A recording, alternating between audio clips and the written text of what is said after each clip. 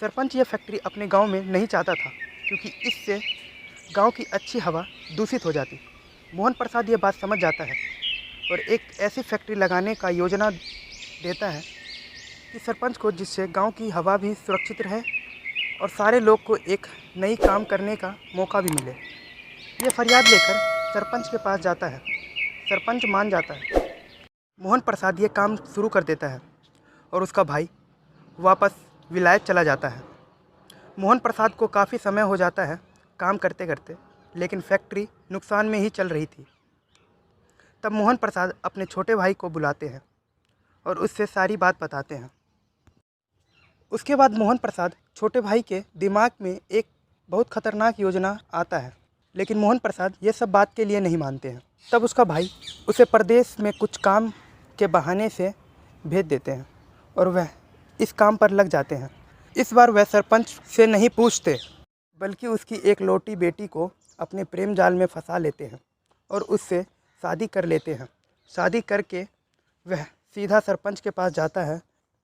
यह सब देखकर सरपंच को बहुत क्रोध आता है, लेकिन वह कुछ नहीं करता। बेटी की खुशी देखकर वह शांत हो जाता है। काफ़ी देर रात हो जाती है। तब मोहन प्रसाद का भाई मनोज प्रसाद सरपंच से मिलने आता है और फैक्ट्री के बारे में कुछ वार्तालाप करता है। जब सरपंच को पता चलता है कि फैक्ट्री में शराब बनाने का काम खुलेगा, तो वह क्रोध से पागल हो जाता है और मनोज प्रसाद पर चिल्लाने लगता है। लेकिन मनोज प्रसाद के धमकी देने के कारण वह मान जाता है। अगली सुबह काम चलना शुरू हो जाता है और पहले ही दिन से लोग शराब का शिकार आसानी से बन जाते हैं। गांव में शराब की मांग बढ़ने लगी थी और आसपास के गांव में भी लोग शराब का दीवाने बन गए थे। तब मनोज प्रसाद गांव वालों की शराब मांग को पूरा नहीं कर पाते हैं। तब वह नकली शराब बनाने लग जाते हैं। उसके यह तरीके से गांव के सारे मर्द जात बीमार होने लगते हैं। तब सारे गांव की औरतें सरपंच के पास जाती हैं, लेकिन मनोज प्रसाद धमकी से अगर वह इस सब में कुछ बोला तो उसकी बेटी को छोड़ देगा। वह लोग को कुछ नहीं कहता। सब औरतें घर वापस चली जाती हैं। सरपंच मोहन प्रसाद को शहर से बुलाता है। मोहन प्रसाद गांव आता है और उसके साथ जूली भी आती है। जूली मनोज प्रसाद की पत्नी थी।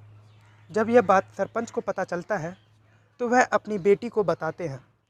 यह सब सुनकर उसकी बेटी यह सहन नहीं कर पाती है और अपना जीवन भगवान को सौंप देती है और सरपंच भी अपना शरीर छोड़ देता है। सारे गांव वालों को जब यह बात पता चलती है तो वह सब दोनों भाई को विरोध करते हैं। लोगों का ज़्यादा कारा होने के कारण वह दोनों भाई को गांव छोड़कर जाना पड़ता है और फैक्ट्री भी बंद हो जाती है।